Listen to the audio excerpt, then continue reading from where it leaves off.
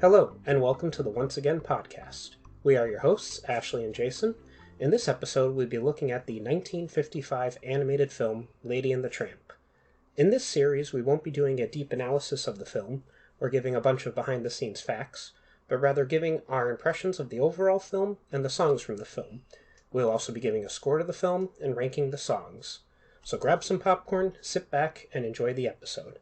But before we dive into it proper, I feel like Ashley and I owe a little explanation about our time off. I moved. I'd mentioned that several times before. Ashley is now... I also moved Yeah. moved back in December, and also now have two jobs that leave me quite busy. Yeah. So. And she's looking at going to grad school as Yeah. well. Because Don't worry, there'll still be time for the podcast. Yes. But we're back at it now, and we hope you enjoyed the episodes coming from us. And I give a more lengthy explanation in our Game of Thrones episode, so if you're sticking around for that, there's a little bit of time before the next episode comes out, but you'll have a longer explanation at the beginning of that episode. But anyway, let's dive back into this episode. Lady and the Tramp is a 1955 American animated romance film produced by Walt Disney and released to theaters on June 22nd, 1955 by Buena Vista Film Distribution, making it the first Disney animated film not to be distributed by RKO Radio Pictures. The film is the 15th animated feature in the Disney Animated Canon, and the first animated feature filmed with the CinemaScope widescreen film process. The story, which was based on the book Happy Dan, the Whistling Dog by Ward Green, centers on a female American Cocker Spaniel named Lady, who lives with a refined upper-middle-class family, and a male stray mutt named Tramp. When the two dogs meet, they embark on many romantic adventures and fall in love. And to say that they were an upper-middle-class family, I think, is a small estimate. In the film, Jim Deere nails up that Yale poster, which presumably at the time he was a lawyer, I guess. And then he's driving a car later in 1909. Like, that's pretty rich family for that time period. Lady and the Tramp was released to theaters on June 22nd, 1955, to box office success. With a budget of $4 million, roughly $43 million today, and a gross revenue of $93.6 million, just over $1 billion today. However, I have a small note to put in there. The initial release seemed to only earn between $6.5 to $7.5 million, roughly $70 to $80 million today, and the $93.6 million seems to be the combined box office earnings from the film's initial release in 1955, as well as the 1962, 1971, 1980, and 1986 re-releases. In my research for the film, I found conflicting reports about that. So Interesting. Yeah. I don't know the real truth. I believe it, though. I can't, as much as this is a cute film, I'm not sure this would have done quite well. Possibly. But all that being said, Lady and the Tramp became the third biggest grossing Disney film at the time of its release, only behind Snow White and the Seven Dwarfs and Cinderella. A direct-to-video sequel, Lady and the Tramp 2, Scamps. Thank you. Scamp's Adventure, was released on February 27th, 2001, and a live-action / CGI hybrid remake premiered on November 12th, 2019, as a launch title for the Disney Plus streaming service. I didn't put this in my notes, but evidently from 1963, I believe, on to 1983, there was an ongoing comic following Scamp following Scamp and his adventures, and that's what a lot of the video sequel was based off of. Interesting. I don't know I can't imagine it was a weekly comic. I'd never heard of it before. I don't know about it. I just found a little note about that, but I forgot to include it. Lady and the Tramp was first released on North American VHS cassette and Laserdisc in 1987 as a part of the Walt Disney Classics video series, and in the United Kingdom in 1990. At the end of its initial home release, it was reported to have sold more than 3 million copies, becoming the best-selling cassette tape at that time. It went into moratorium on March 31st, 1988, The video cassette had grossed 100 million in sales by 1988. Peggy Lee was asked to help promote the release, for which she was paid $500. Yeah. After its release on videotape, she sought performance and song royalties on the video sales. Disney CEO Michael Eisner, boo. No, we like Michael Eisner. Yeah, Michael Eisner actually isn't that bad compared to certain people. Yeah, he's a mixed character, but moving on. Michael Eisner refused, thus she filed a lawsuit in 1988. Eventually, in 1992, the California Court of Appeals ordered Disney to pay Lee $3.2 million in compensation, or about 4% of the video sales. During the lawsuit, it was revealed that Lee had written the songs for the film with Sonny Burke and had assisted on the score for the film as well. In the film, Lee sings the songs He's a Tramp, La La Lou, the Siamese Cat Song, and What is a Baby. You know, it's funny too because, like, if you've ever looked up the Peggy Lee thing, the promotional video is very easy to find. Like, it's on all over YouTube. Like, it's a wonderful promotional video, and I'm surprised she only got paid $500. Like, imagine being like, we paid Peggy Lee $500. That's such an insulting figure. Like, I mean, if it was $5,000, I could understand. I can only assume she didn't know what she was getting into with that. Possibly, and didn't realize it would be such like a big thing. Maybe she signed a contract in 1955 or something that $500 was a lot of money during. I don't know, but let's dive back into these details. It was released on VHS again in 1998 as part of the Walt Disney Masterpiece Collection video series. A Disney limited issue series DVD of the film was released on November 23rd, 1999 for a limited 60-day time period. Lady and the Tramp was remastered and restored for DVD on February 28th, 2006 as the 7th installment of the Disney Platinum Editions series.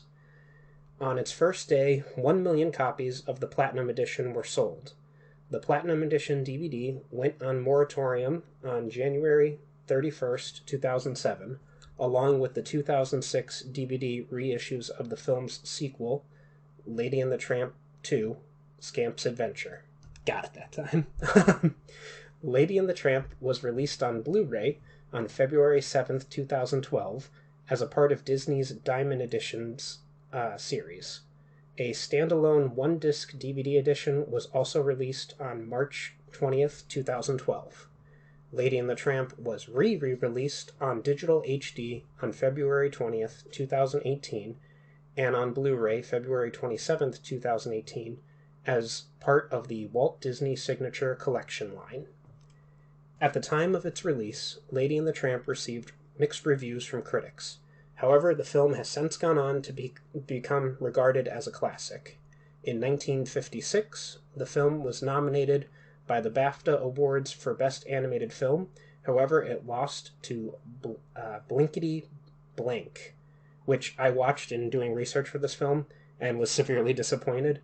Blinkety Blank is a 5-minute animated short that reminded me of the opening of Fantasia. It was animation set to music, which was mostly flutes, and I didn't enjoy it. Wow, that's awful. And it wasn't even like it was like remember in Fantasia how like it's just like lines going across or like that's what it was. And Lady and the Tramp, Lady and the Tramp lost to that.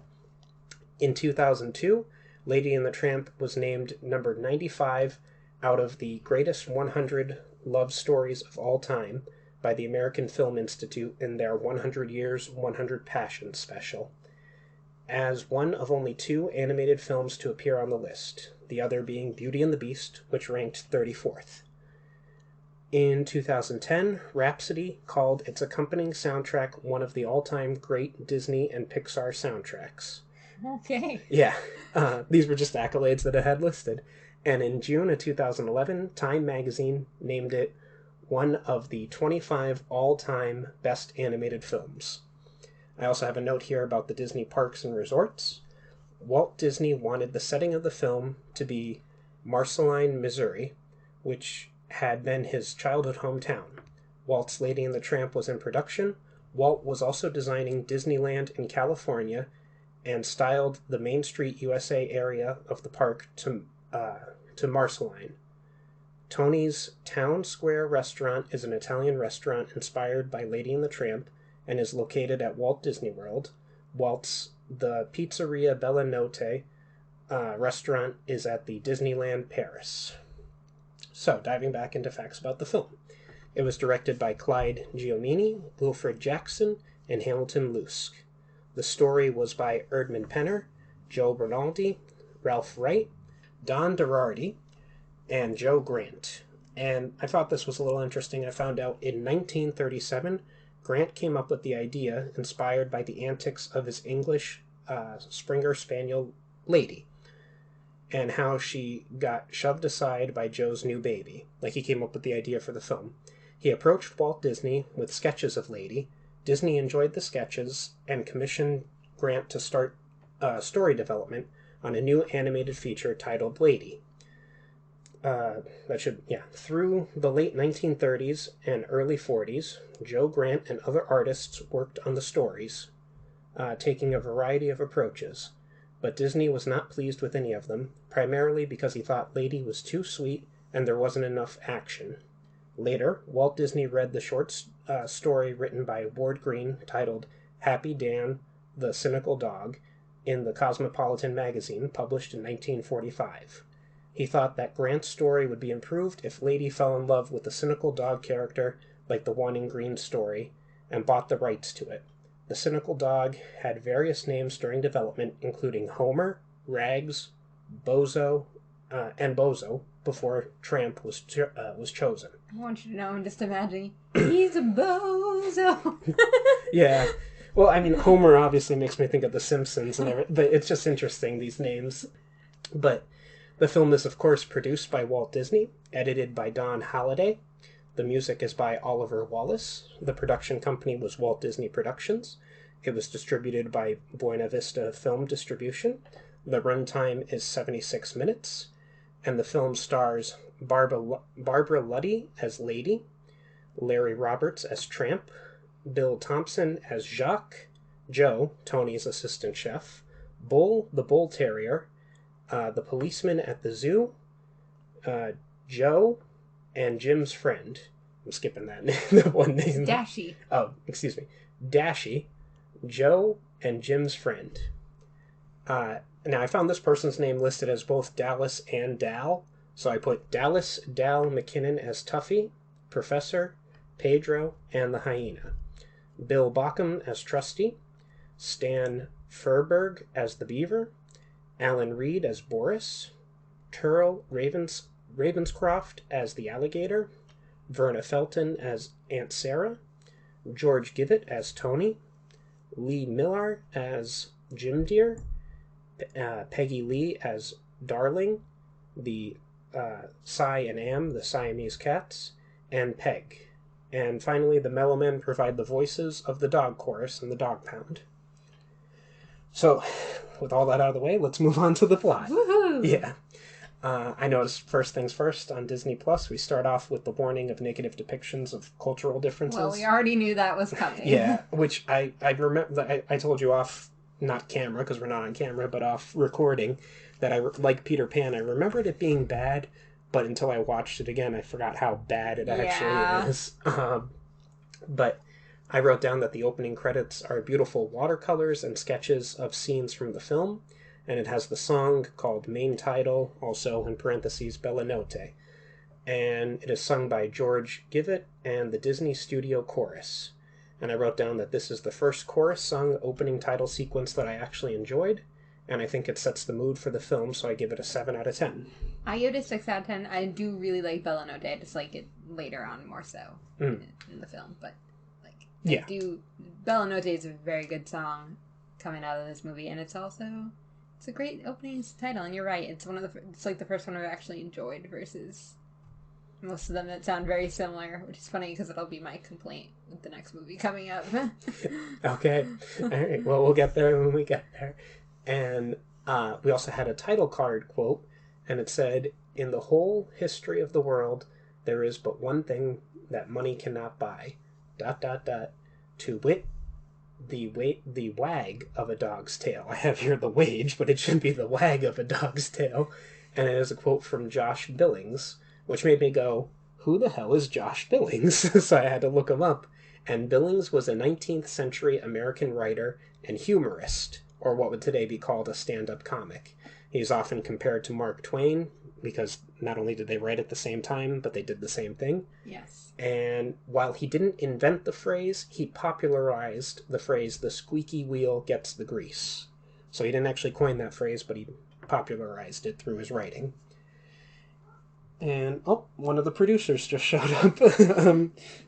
Pumpkin said, you're talking about dogs. I don't approve. Yeah, the producer... Cat movie, please. Yeah, the producer Pumpkin has no problem with the stereotypes of the cats in this film, I guess, or something. I don't know. No, he has a lot of problems, because cats have poor portrayal. Yeah, fair enough. Cats' rights. And then I have written here that the title card goes on to further say... So it is to all dogs, be they ladies or tramps, that this picture is respectfully dedicated. And didn't have who said that, so I just assumed that it was Walt Disney himself. Probably. Yeah. It sounds like a Walt Disney kind of thing to say. Well, he's dedicated films previously, and it did say Walt Disney there, but this one didn't, but I just assumed. Yeah. And I have written, we open onto a snowy American neighborhood, presumably a fictionalized Marceline, Missouri, while the song Peace on Earth plays, and I wrote Peace on Earth, sung by Donald Novis and the Disney Studio Chorus. It's a short song and a fine way to set a Christmas feel to the film, and I gave it a 5 out of 10.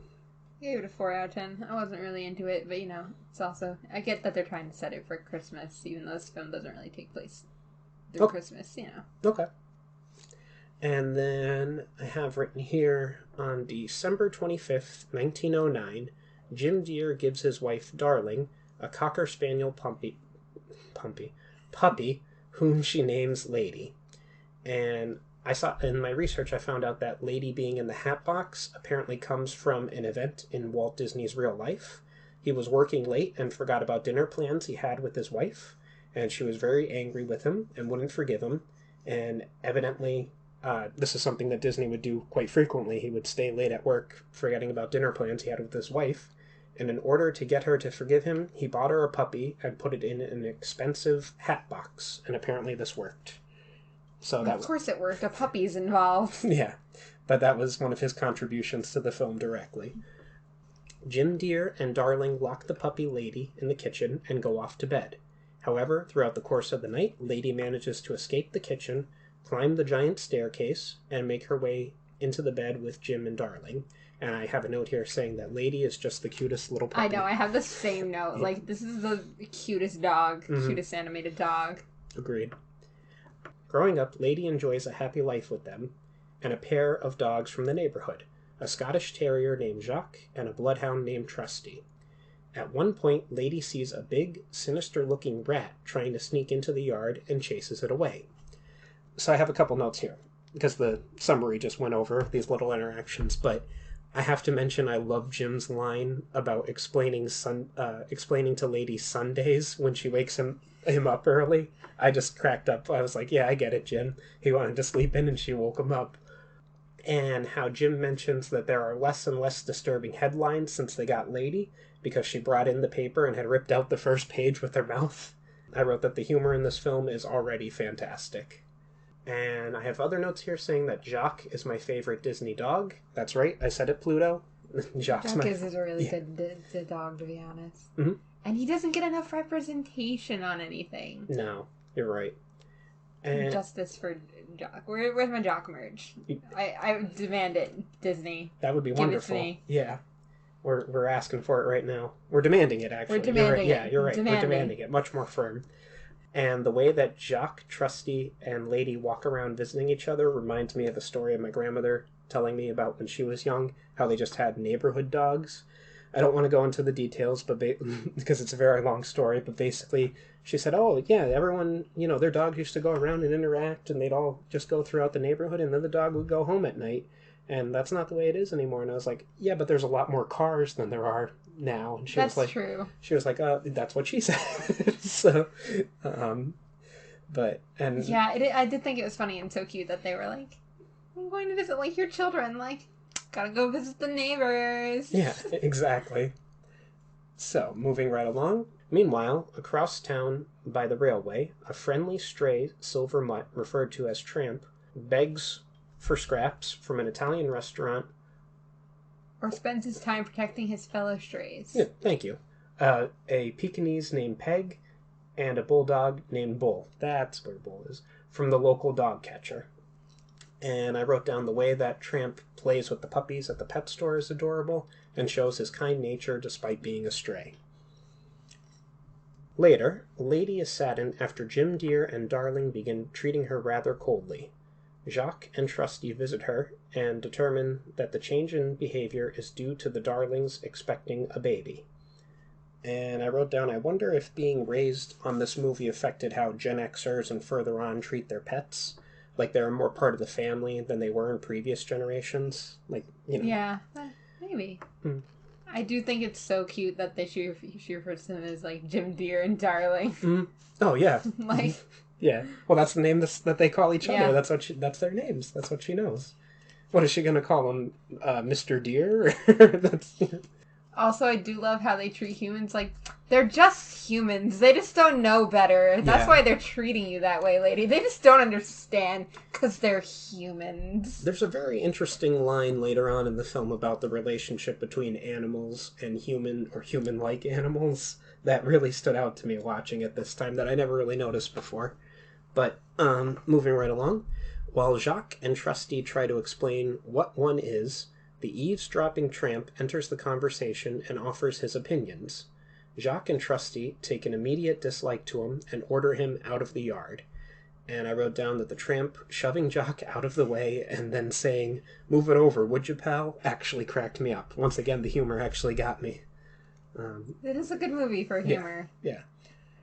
In due time, baby Jim arrives, and Jim Dear and Darling introduce Lady to him. Soon after, Jim Dear and Darling decide to go on a trip together, leaving Aunt Sarah to look after Jim Jr. and the house. So I have a couple notes here. Some of them going back to before Jim Jr. was born. I wrote down that Jim being sent out late at night to get Darling some watermelon and chop suey. Where is he going to get these things at night during this time period? I don't know, but it's a good question. Yeah. We have the song, What is a Baby? Here I have listed sung as by Barbara Luddy, and the song itself is slow and a little boring as far as the lyrics go, but the idea behind it, a dog trying to understand what a baby is, I like, so I gave it a 6 out of 10. I agree. It's a cute song. Like, the idea behind it's cute, but it's a little boring, so I gave it a 4 out of 10. Okay. And then we also have the song La La Lu, and it's sung by Peggy Lee, and I actually like this song. I think it's one of the best. I think it's the best one from the film so far, and gave it an 8 out of 10. Interesting. I don't know. Like, I thought it was cute, but I'm not really into that sort of thing, so I gave it a 4 out of 10 as well. Fair enough. And then I also wrote down that I love how Lady tries to stop Jim and Darling from leaving because she thinks that they're abandoning the baby. Yeah. Yeah. It's like, where are you going? Also, I want to know, like, it's crazy to me that they're, like, brand new parents, and they're like, okay, peace out, baby. Yeah. Like, they're just leaving. I have a crass reason why I think that is, but I'm not going to mention it in this episode. But, well, let's move right along. When Lady clashes with Aunt Sarah's 2 Siamese cats, Cy and Am, she takes Lady to the pet shop to get a muzzle. A terrified Lady escapes, but is pursued by some stray dogs. So I have here the song, the Siamese Cat Song, sung by Peggy Lee. And I wrote down, oh boy, like Peter Pan, I remembered this being bad, but I forgot how bad until rewatching it. And I wrote that the song itself isn't bad, meaning like the music, but everything that goes along with it is just awful. 2 out of 10. Yeah, that was my opinion. Like, I think the song's catchy, and the song would be great if it wasn't, like, what was going on with it, and, like, everything about it, and, like, the lyrics and stuff are not good either, a lot of it, but it's catchy. Yeah. And then I have here that also Aunt Sarah is just the worst, whereas other characters like Lady Tremaine are evil, Aunt Sarah is ignorant. And while I can forgive ignorance, I can't tolerate people who are proud of their ignorance like she is. Like, I just don't enjoy Aunt Sarah. She's an awful character, in my opinion. I know she kind of comes around at the end, but... I just find it difficult that, like, also our producer came back. Yeah. Clearly he was like, we're talking about cats. Yeah. I want to be involved. Yeah, you have an opinion, buddy? And Sarah is not great. Yeah. I don't, like... I know she's not even, like, she's a villain, but not the main villain here. Like, yeah. I guess we could call the rat the villain. Yeah, the rat's the biggest villain in it, and then I guess the dog catcher's the next one. Like, but and then Aunt Sarah. Yeah, which that dog catcher's just an idiot. Like, he's the worst dog catcher I've ever seen. He literally chases after them with, like, a rope on a stick. Like, it's like, no, that's not how you catch dogs. You gotta lure them into a trap and everything. Like, that's... I don't know. I'm just bothered that she tries to muzzle Lady. Yeah. Like, Lady's not even, like, a dog you would muzzle. No. Yeah, she's a very sweet dog. But the tramp sees Lady being chased by the strays and rescues her. They then visit the zoo, where the tramp tricks a beaver into removing the muzzle. And I wrote down, speaking of ignorance, it is interesting in 2022, in our current political climate, to see how the police officer escalates the interaction with the pedestrian. Like, the tramp was trying to trick... Because the police don't change. Yeah, like, it was a commentary there that, you know... The guy was just like, "What do you? Do you like?" I forget what he says to him exactly. He's like, "What do you speak?" Or he says something about being able to read. Oh, can't you read? Yeah. And he's like, "Yeah, I read in 7 languages." Actually, he's like, "Oh, a smart guy, huh?" Yeah. Like it. He just kept escalating it and eventually attacked the guy, and the guy did nothing wrong. But let's move on. My next note here says, while visiting the zoo, the tramp comments on how the apes wouldn't understand them because they are, quote, too closely related to humans, and I found that interesting. Yeah. Poor apes. They live in their own little world where they don't understand humans don't understand them, and animals they also don't understand dogs and other animals, apparently. Yeah, that's tough. Although that does create an interesting... I guess Lady and the Tramp and... No, I was going to say maybe Tarzan are in the same world, because Tarzan can talk to the apes, but...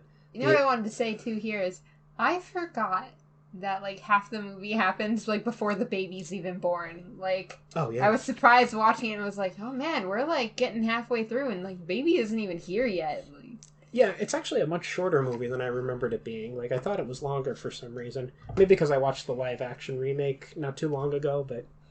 yeah.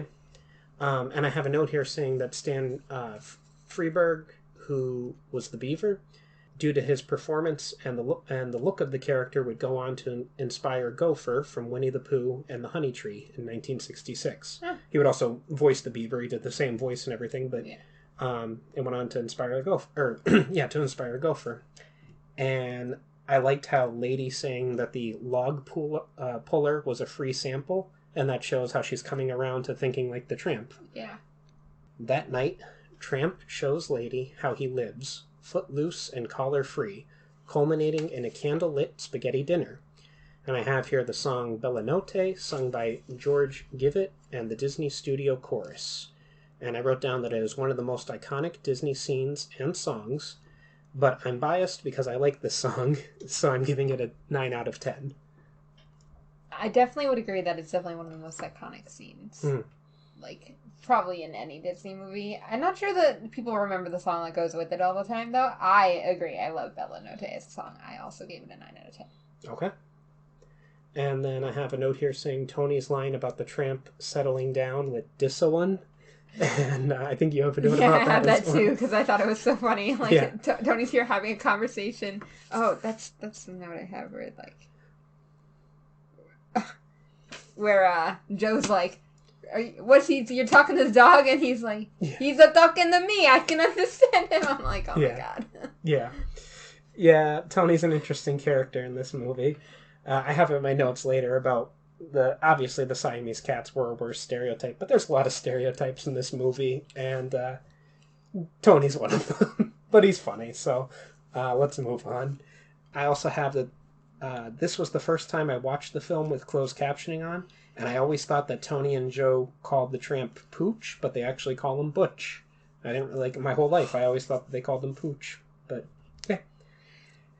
As Tramp escorts Lady back home, his last thing is to chase chicken hens in a chicken coop, and then he is through being a stray, or showing her how strays live, I should say. When they flee, Lady is caught by a dog catcher. At the pound, the other dogs admire her license, as it is her way out of there. It also turns out that they have known the Tramp, and the dogs reveal to Lady that Tramp's had multiple girlfriends in the past, and feels like it's unlikely that he will ever settle down. So I wrote down, the dogs crying in this scene, was that really necessary? What the hell, Disney? Just depressing me like that? Like, it was really sad seeing all those different dogs cry at the pound. And then I have the song here, He's a Tramp, sung by Peggy Lee and the Mellowmen. And it's probably the second most famous song from the film, or maybe it's the most famous. That's debate. I would argue that it is the most famous, because Okay. I think when you say Lady and the Tramp, Probably, like, yeah. if you're even, like, remembering the songs, you're probably like, isn't there that song about him being a tramp? Like, even if you don't necessarily remember the song. Yeah. And it's one of those Disney songs that could be on the radio from the period. It works perfectly fine for the film, and I gave it a 7 out of 10. I gave it an 8 out of 10. Okay. It's one of my favorite Disney songs, to be honest. I will bop to this all the time. Also, I think Peggy Lee's is great. Oh, yeah. Her as Peg is so good. Yeah. She gave a great performance in this, and deserves more money from And deserves more money. Yeah. Michael Eisner, she deserves money out of your pocket, personally. She could take it from Bob Chapek. That's, yeah, I right. volunteered Bob Chapek as a That's tribute. Fine. Eventually, Lady is collected by Aunt Sarah, who chains her to her doghouse in the backyard. Jacques and Trusty visit to comfort her and to tell her that strays aren't allowed to be adopted. And I have here the line, because this cracked me up, Trusty saying, "Why, some of the finest people I ever tracked down were jailbirds." Like, I lost it. I know, and I love Jacques being like, no, Yeah. don't bring that up. Yeah, the whole time leading over there, he's like, "No, we have to be very sensitive to her. You know, she's yeah, goes right in." yeah." And then were Jacques and Trusty asking Lady to marry one of Yes, them? that is. So they were like, at last you can just come live with one, and like that is where that was going. Yeah, I'm pretty sure. like, we're a little older than you, but we're still in the prime of our lives, and they're like, so we were thinking. Like, oh, they definitely were like, yeah. "Lady, your family doesn't treat you well. Come be with our humans and marry one of us." Like that. Like that's just how that works. Her family would just let her go be with the other dogs. Yeah. When the Tramp arrives to apologize, thunder starts to rumble as Lady angrily confronts him about his past sweethearts, after which he sadly leaves. And I wrote down, I love Jacques' little hop, and then how he starts kicking dirt at the Tramp. That's why I love this character. He's so cute. Yeah. The little things he does. And then that Lady was fake crying. Like, she goes back into her doghouse after yelling at the Tramp, and you hear her crying. And then she pokes her head out when he's leaving. Oh, and the producer's right by the mic. Hello, Pumpkin. Do you have notes to give? But Lady was fake crying. That she looked out when the Tramp was leaving, and there were no tears in her eyes. Like, she was just putting on a show. Moments later, as it starts to rain, Lady sees the same rat from before trying to sneak into the yard again. While it is afraid of her, it is able to evade her and enter the house. She barks frantically, but Aunt Sarah yells at her to be quiet. Tramp hears her and runs back to help. He enters the house and finds the rat in Jim Jr.'s room, and the two engage in a vicious fight. Lady breaks free and races inside to find the rat on Jim Jr.'s crib, as it intended on hurting him. Tramp pounces on the rat, but accidentally knocks over the crib in the process, awakening Jim Jr.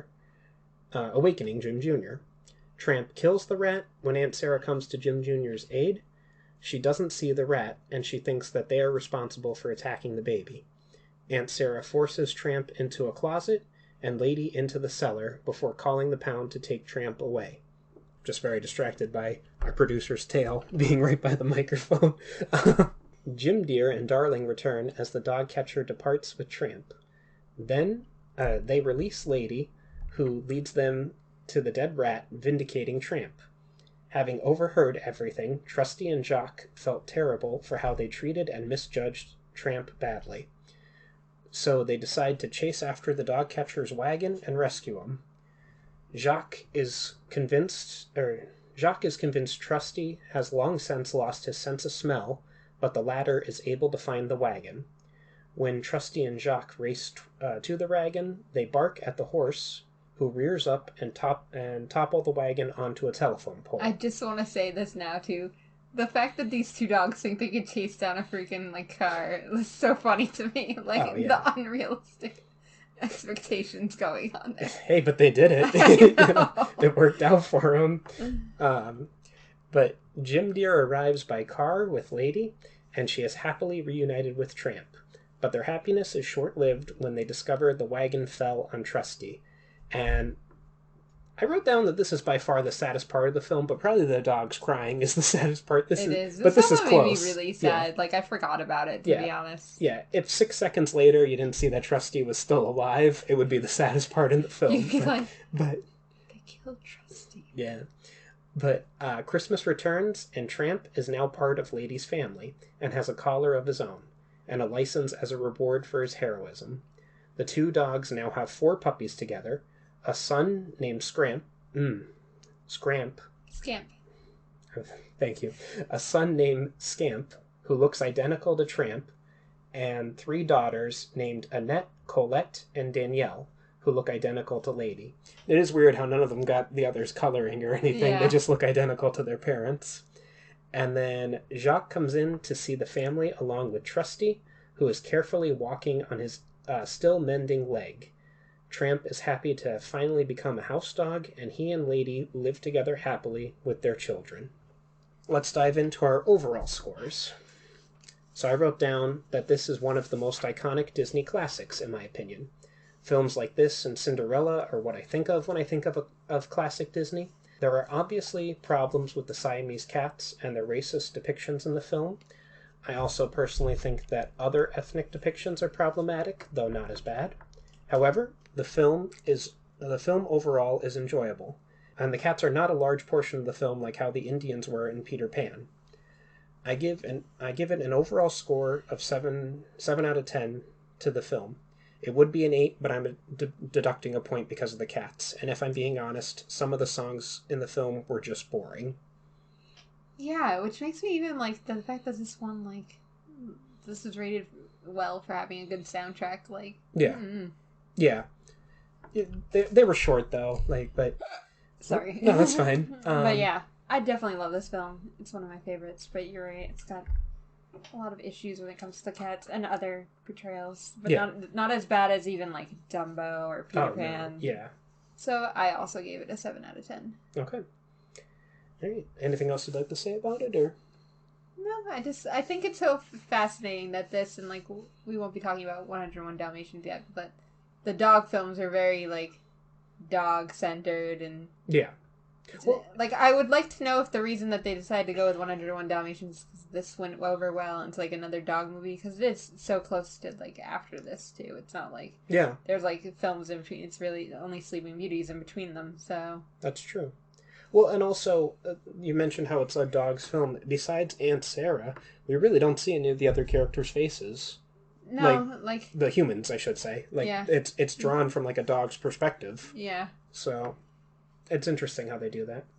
But with all that out of the way, this has been the Once Again podcast. Any questions, comments, or critiques can be addressed to our email at onceagainpod@gmail.com. Follow us on our social media accounts, Once Again Pod, all one word, on Twitter and Instagram. And if you would like to contribute to the podcast, we have several tiers available on patreon.com/onceagainpod. As always, a like, follow, or share would be greatly appreciated. Thank you, and have a wonderful day. And remember, we will entertain you. We will always entertain you.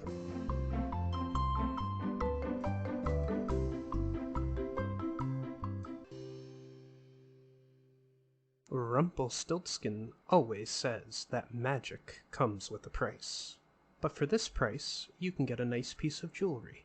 Use code ONCEPOD for 10% off your first order at Unusual Magic Jewelry on Etsy. Click the link in the description.